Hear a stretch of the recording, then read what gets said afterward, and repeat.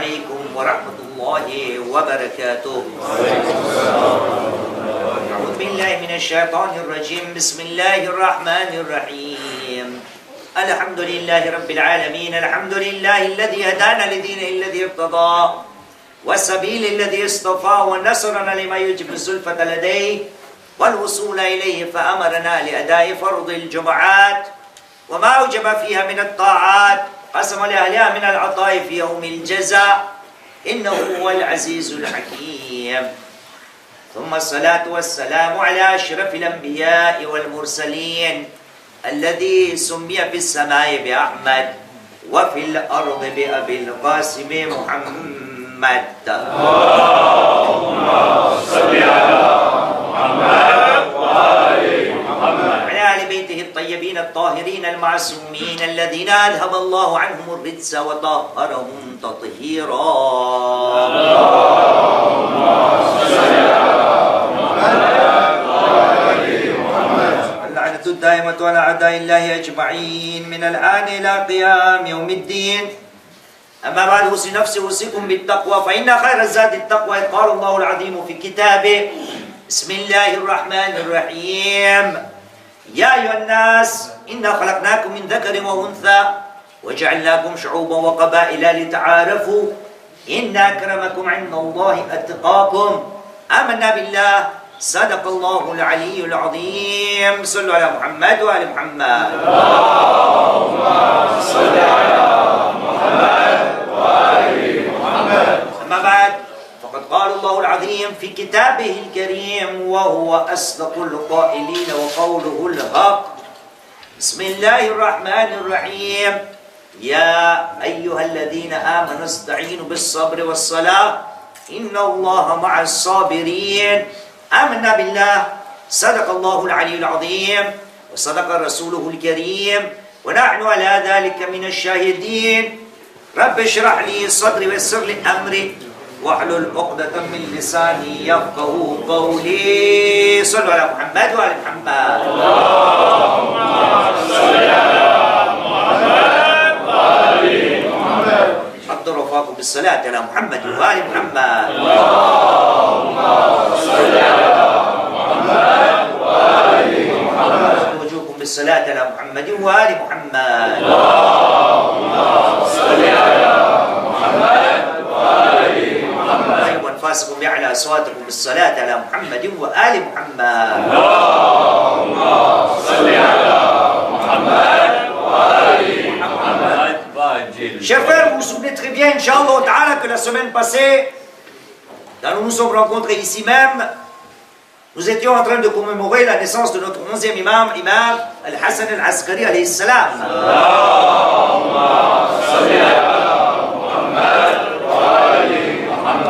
Et là nous avons... C'est bon le téléphone? Sallu ala Muhammad wa ala Muhammad.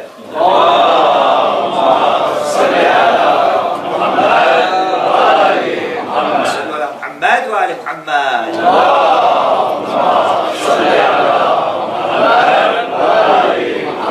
Et là nous avons discuté au combien dans notre vie quotidienne, au lieu de se fier à Allah subhanahu wa ta'ala, nous allons de tort et travers, à droite et à gauche pour chercher la solution à nos problèmes, marabout, taviz et ainsi de suite. Et nous avons dit ensemble que le mot salat, le mot namaz, le mot la prière était un mot qui voulait dire une liaison. Salat, c'est-à-dire être en liaison avec Allah subhanahu wa ta'ala. Voyez-vous, chers frères, nous nous rencontrons pour la première fois durant l'année 2018. Bonne année. Et donc, nous sommes dans une nouvelle année, et comme dit notre cher frère, bonne année à tout le monde, bien sûr, c'est une bonne chose de se congratuler et de donner des doigts à son prochain. Mais en même temps, c'est l'habitude de ce bas monde que nous avons tendance à prendre des résolutions, essayer de ramener des changements, que chaque fois qu'il y a bonne année. L'islam nous dit, tu dois te remettre en question à chaque pas, à chaque seconde de ta vie. Et non pas juste attendre bonne année et tu commences à te dire, tiens, je vais changer ceci. Et pourtant, comme nous sommes dans une nouvelle année, voyez-vous, dans notre vie de musulmans, nous allons nous rendre compte que dans notre vie, tout change. Tout change. Et j'ai tendance toujours à dire qu'il y a une chose qui n'a pas tendance à changer, sauf pour quelques-uns, comme on dit en français, l'exception qui confirme la règle. Il s'agit de quelque chose qui est tellement important dans l'islam, et c'était d'ailleurs le sujet du vendredi dernier. Et tout cela, on en a parlé à maintes reprises ici même. Mais le rappel est très bénéfique. Allah subhanahu wa ta'ala dans le Saint-Coran, combien de fois avez-vous écouté déjà ce verset? Allah subhanahu wa ta'ala dans Sourate Al-Dhariyat, le chapitre 55 du Saint-Coran, chapitre 51 du Saint-Coran, verset 55, nous dit Bismillahirrahmanirrahim, wa dhakkir fa inna dhikra. Rappel, car le rappel est bénéfique aux croyants. Et donc, c'est un autre moment pour nous de se rappeler certaines choses. Voyez-vous la prière, cette même namaz, ou as-salat quotidienne, de quelle manière nous devons l'accomplir? Quelle doit être notre namaz? Que veut de nous Allah subhanahu wa ta'ala pour cette prière? La semaine passée, nous avons cité un verset. Allah subhanahu wa ta'ala nous a dit, prenez secours auprès de cette prière. Il nous dit dans le chapitre 2, verset 153, Bismillahirrahmanirrahim, Ya ayyuhalladhina amanu, vous qui avez cru, vous les croyants, ista'inu bis-sabri was-salah, Allahu ma'as-sabirin. Prenez secours auprès de la prière. Cette même prière, de quelle manière dois-je l'accomplir? Alhamdulillah. Aujourd'hui, nous avons beaucoup d'enfants encore. On est encore en vacances. Donc, Inch'Allah, le sujet sera bénéfique, ne serait-ce qu'au moins pour ces petits-enfants. Et pour nous, les parents, de quelle manière essayer d'améliorer cette prière quotidienne. J'ai dit, tout change dans notre vie. Il y a une seule chose qui ne change pas, c'est cette prière. Elle est restée la même, si ce n'est pas pour vous, mais au moins pour moi. Depuis que j'avais 15 ans, aujourd'hui, presque 50 ans, 35 ans de prière, rien n'a changé. C'est toujours la même chose, les mêmes levées, les mêmes assis, la même façon de prier, et je n'ai jamais essayé de ramener un petit changement dans ma prière quotidienne. Quel doit être ce changement-là? Et Allah subhanahu wa ta'ala, pour les gens qui prient, il annonce beaucoup de bonnes choses. Alhamdulillah, vous tous, nous sommes des gens qui sont assidus à la prière. Mais pour être des gens qui ont réussi dans leur vie, Allah subhanahu wa ta'ala, de quelle manière il nous en parle? Sallallahu ala Muhammad wa ali Muhammad.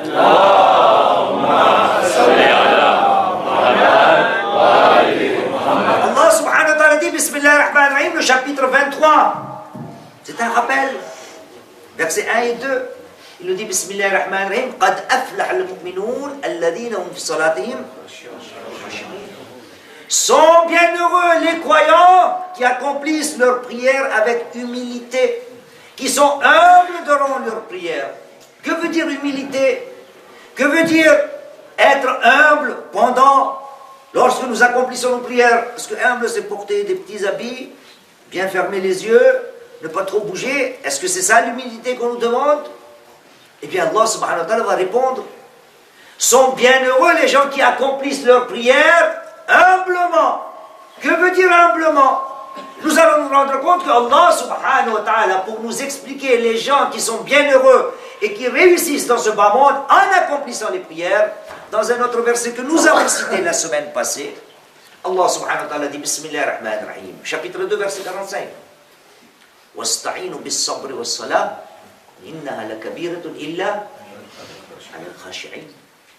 Prenez secours auprès de la prière, auprès de l'endurance, du sabre, car c'est une obligation qui est très lourde, sauf pour qui? Pour ceux qui sont humbles. Illa al-khashi'in. Ya Allah, cette prière est dure à accomplir. Et tu voudrais des gens qui accomplissent la prière humblement, qui ont le khushu' khashi'in dans leur prière. Comment le mettre en œuvre? Qui sont les khashi'in? Allah subhanahu wa ta'ala nous a dit. Tout de suite, le verset après 2,46. Il nous dit Alladhina yadhunnuna annahum mulaqu rabbihim wa annahum ilayhi. Non? Vous avez peur un peu? On a très peur de ce mot-là. Alladhina yadhunnuna annahum mulaqu rabbihim. Les khashi'in, les gens qui sont humbles, sont ceux qui ont la certitude qu'un jour, ils vont rencontrer leur Seigneur, wa annahum ilayhi Raji'oun. Mais nous avons peur de ce mot Raji'oun parce que quand il y a un décès, on nous annonce Inna lillahi wa inna ilayhi raji'un. Et nous avons peur de ce mot Raji'oun. Al-Khushu', les gens qui sont humbles dans leur prière, sont ceux qui se disent très certainement nous allons rencontrer notre Seigneur. Et un de ces jours, nous allons très certainement y retourner vers lui. Voyez-vous, chers frères, Allah subhanahu wa ta'ala nous dit, la meilleure des prières est celle qui est en liaison, pas seulement avec Allah subhanahu wa ta'ala, mais en liaison avec la patience, avec la mort.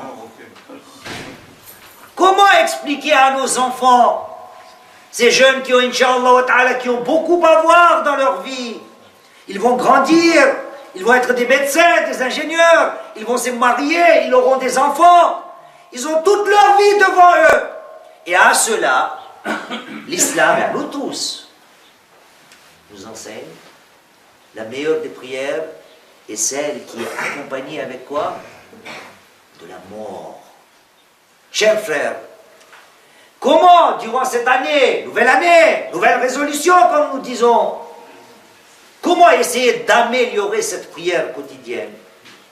Voyez-vous, la prière quotidienne, même tout ce qu'il y a comme action là-dedans, partout, Allah subhanahu wa ta'ala, l'islam, essaie de nous guider en nous disant, ô musulman, quand tu te présentes à moi, dis-toi bien, le prophète Muhammad sallallahu alayhi wa sallam,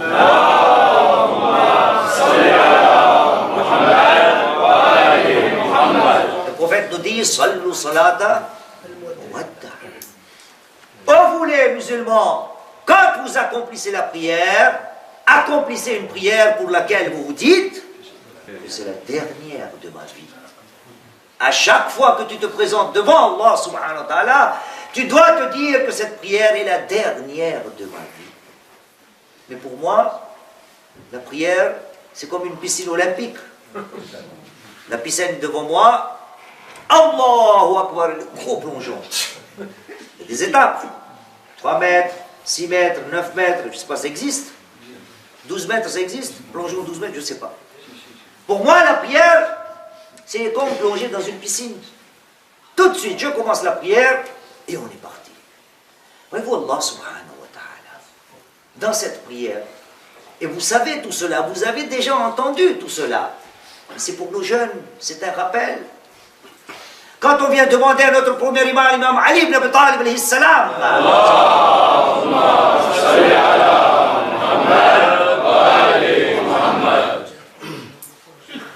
notre premier imam a expliqué en détail, il a expliqué la prière. Pourquoi dans la prière il y a takbiratul ihram? Pourquoi dans la prière il y a al-qira'a? Pourquoi dans la prière il y a ruku'? Pourquoi la position de ruku' est de telle manière? Pourquoi il y a les sajdas? Et quand quelqu'un est venu demander au premier imam, il y a Amir al-Mu'minin, dans cette prière il y a un seul ruku' et 2 sajdas. J'ai entendu tout ça. Pourquoi y a-t-il 2 sajdas? Et voyez-vous, c'est pour ça que nous savons aussi que le sajda doit se faire sur de la terre. Le premier imam nous dit, c'est tout justement pour que tu te rappelles qu'un de ces jours tu vas mourir. Le fait qu'il y a 2 sajdas doit te dire que tu dois mourir. Quelle est la preuve? Allah subhanahu wa ta'ala.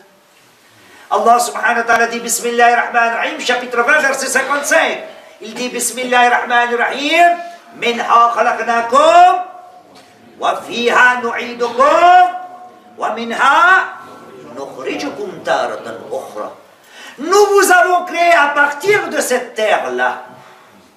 Quand tu vas la première fois en prosternation en sajda, tu dois te rendre compte que moi j'ai été créé à partir de cette terre. Minha khalaqnakum. Tu te lèves, Allahu Akbar, astaghfirullah, rabbi wa atubu ilayh, Allahu Akbar. Fiha nu'idukum, deuxième sajda, pour qu'on te dise que tu vas y aller.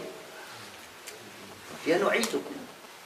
Et tu te lèves, wa minha nukhrijukum taratan ukhra.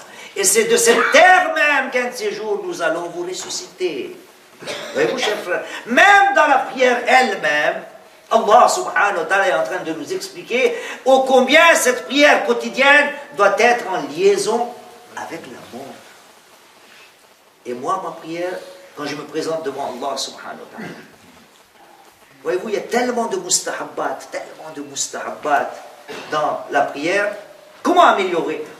Je ne parle pas seulement de l'accomplissement durant la prière, là aussi il y a beaucoup à dire.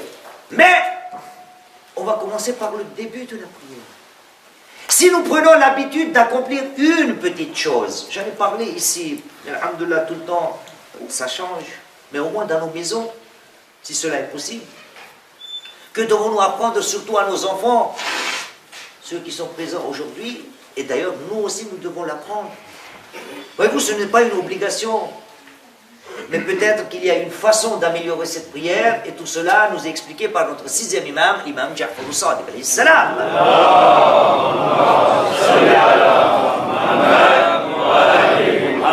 Comment penser à la mort avant la prière?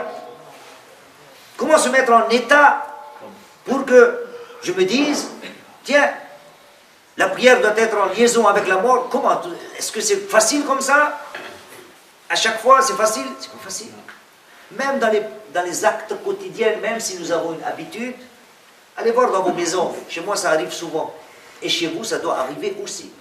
Même si on a l'habitude, même si on a des réflexes, tous ces réflexes, ces habitudes, ne sont pas à chaque fois appliqués. Vous comprenez?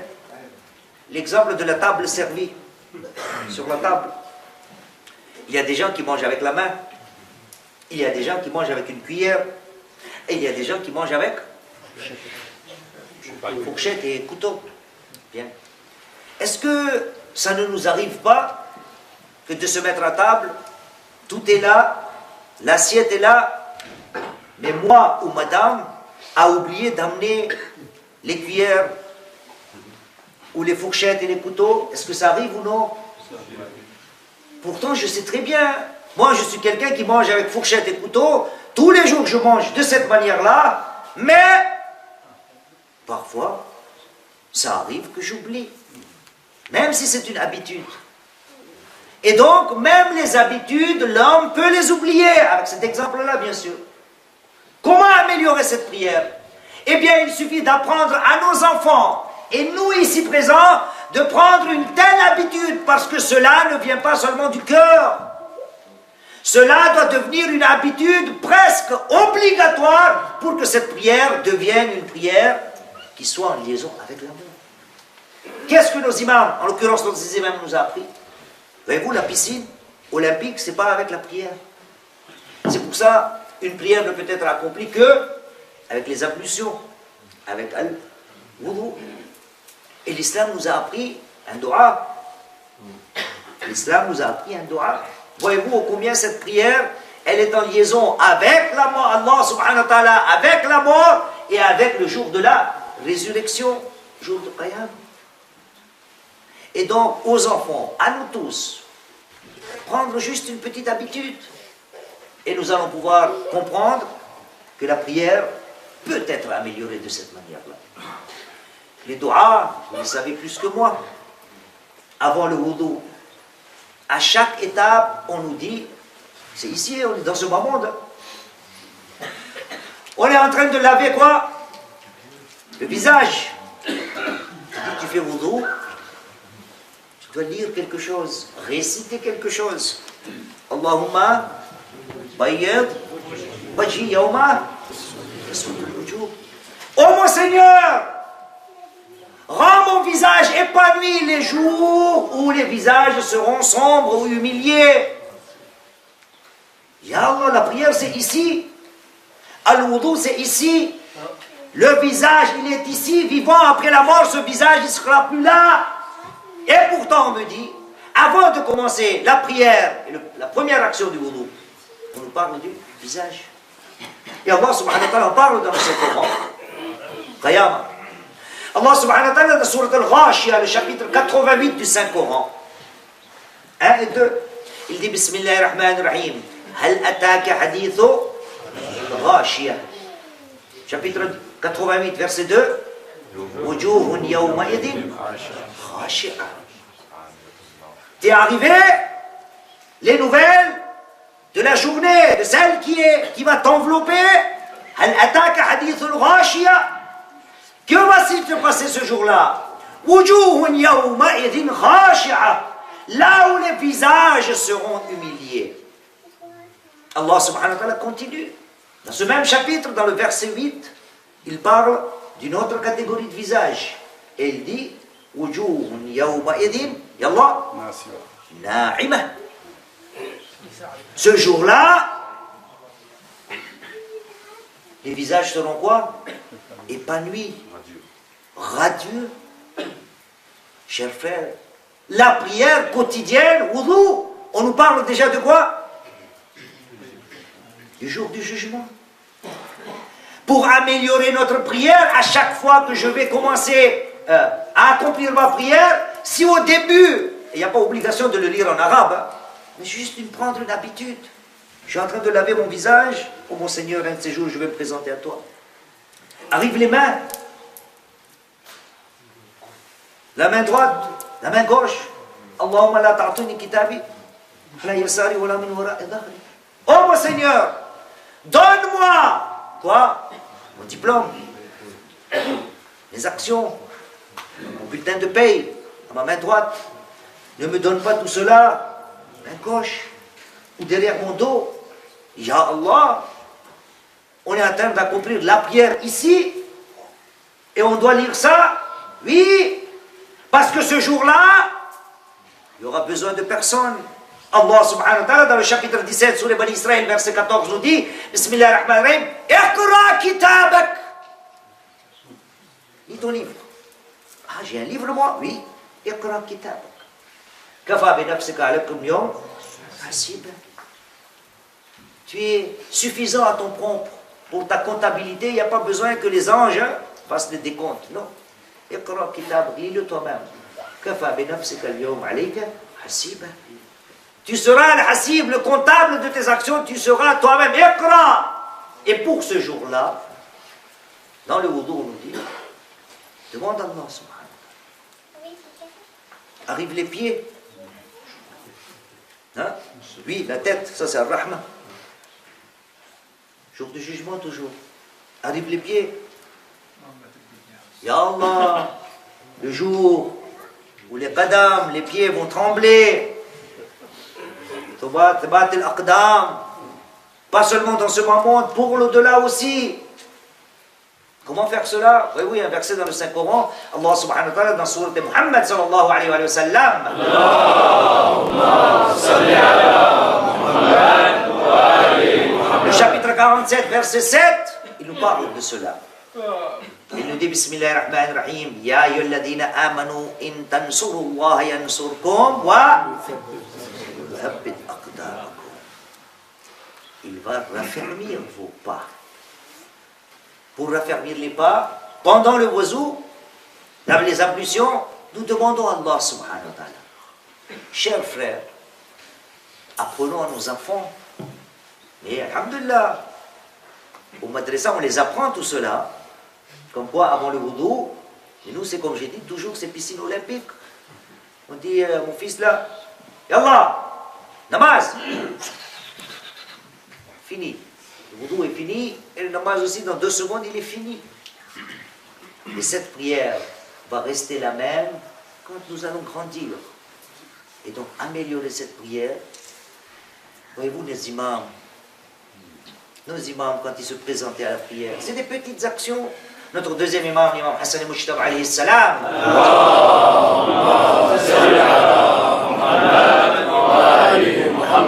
Nous avons plusieurs façons. Notre deuxième imam, avant de dire takbir, il disait Ilahi daifuka bibabik. Ilahi daifuka bibabik. Oh mon Seigneur, ton invité devant ta porte. Deuxième imam, je suis ton invité, je suis devant toi. Et moi, quand je suis l'invité d'Allah subhanahu wa ta'ala, quand je me présente, toujours dans l'occupation de finir au plus vite, rien n'est stable, tout cela, j'en parle même pas, la stabilité dans la prière et ainsi de suite.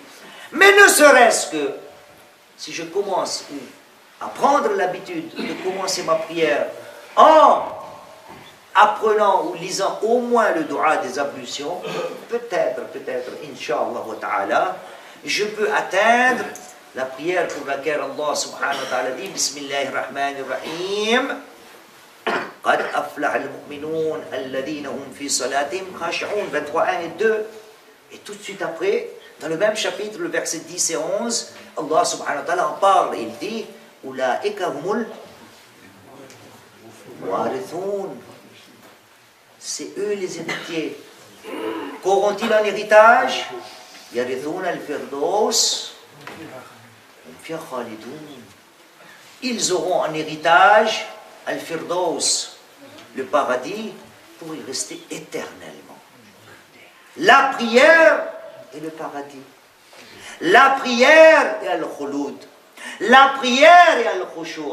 La prière et la mort. Chers frères, pour rendre meilleure notre prière, il suffit d'ajouter une petite sauce. C'est la sauce de la mort. À chaque fois que je me présente devant Allah subhanahu wa ta'ala, je dois penser à ma mort. Qu'un de ces jours comme aujourd'hui, je me présente devant Allah subhanahu wa ta'ala, viendra un temps où je dois encore me présenter devant Allah subhanahu wa ta'ala. هذا والحمد لله رب العالمين. ربنا تقبل منا إنك أنت السميع العليم. بسم الله الرحمن الرحيم. والعصر إن الإنسان لفي خسر إلا الذين آمنوا وعملوا الصالحات وتواصوا بالحق وتواصوا بالصبر.